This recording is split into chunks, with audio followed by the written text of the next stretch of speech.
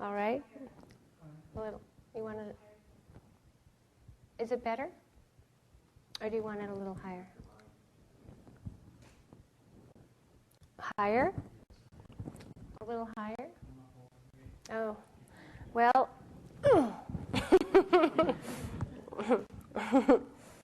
If you really can't hear, I would hope that you can move up closer. There's plenty of room. Thanks. I wanted to share my experiences with two Sayadaws in Burma this year that live up in the Sagaing Hills behind the monastery that I've been teaching at for off and on for I think 10 years now in Burma. And these two Sayadaws don't have a big scene around them. In fact, their monasteries are fairly invisible and unknown.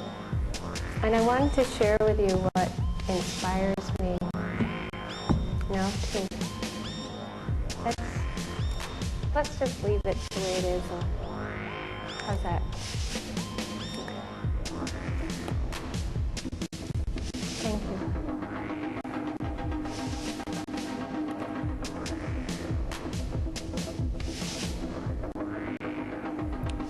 What I find inspiring upon entering these two Sayadaws monasteries is a feeling of kind of walking into this feeling of ambrosia.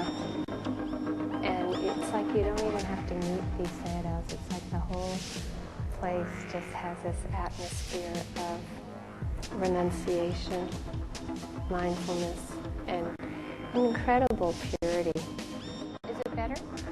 The talk tonight is about decolonizing our minds from greed, hatred, and delusion. How's that to sound?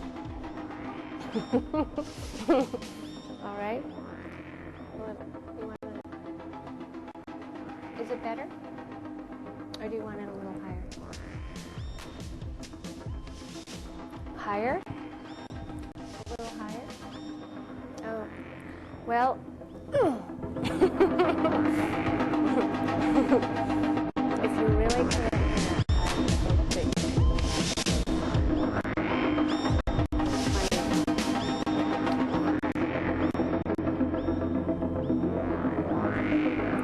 I wanted to share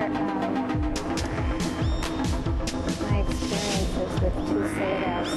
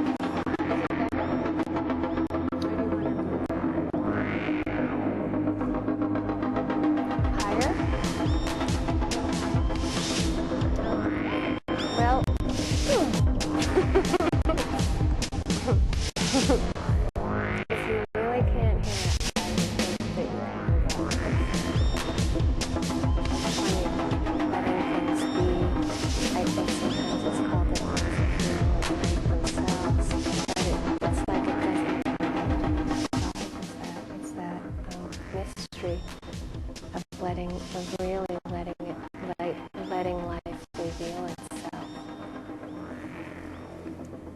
There is a kind of wonder in this. There is a kind of joy in the pure exploration of meditation when we do feel that sense that the motivation for being with what is isn't coming out of striving or trying to get better or trying to do something or fix, but just that sense of the joy of being with the truth, that deep delight of being with things as they are, even when they're painful. There are the times when we let go of control so completely that we see that there's no need to control anything. And it's those times, again, we can talk around this, but it's almost like there's no greed, hatred, and delusion present. And so the universe is touching us completely. So we've received the truth of the universe so completely that there's complete understanding. That is awakening, is when there's a complete understanding, but it hasn't come through the conceptual overlay. It comes from just dropping in and letting things be.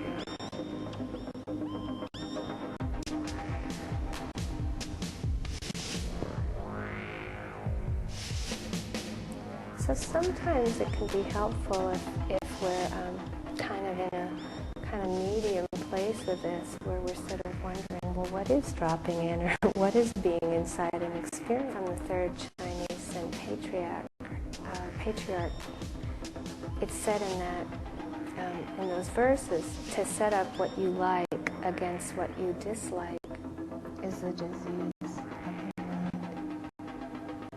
And I think that we have less and less joy when we really are considering, being with a breath in the hall, or being with, a moment in the hall more valuable than being with sweeping. There is a sense that we have set up this disease in the mind around preference. And I think that the more one becomes sensitized to this, the more interesting it can be. And it from the inside up closer.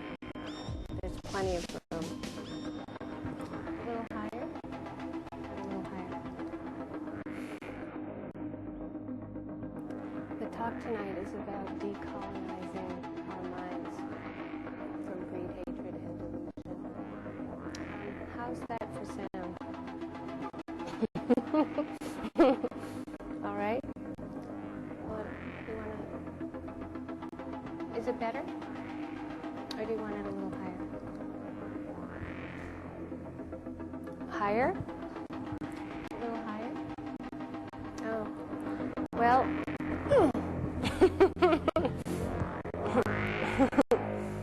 If you really can't hear it, I hope that you can move up closer.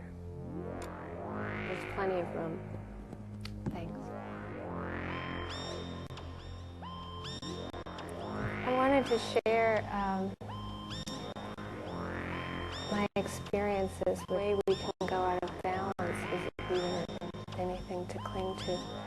We see so clearly that when we look at a thought, that it is insubstantial. The unity, the unconditional acceptance. Good to have more space and not move into this deeper level, conceptual ways of factors of enlightenment, at least the mindfulness, the energy, the concentration. It's what we would call, that's what our judging mind calls a good sitting. So melancholy or death or equanimity. He would go through it and find this place in the anatta as it's like a place of discovery, and the motivation for being with what is isn't coming out of striving or trying to get better or trying to do something or fix, but just that sense of the joy of being with the truth, that deep delight of being with things as they are, even when they're painful.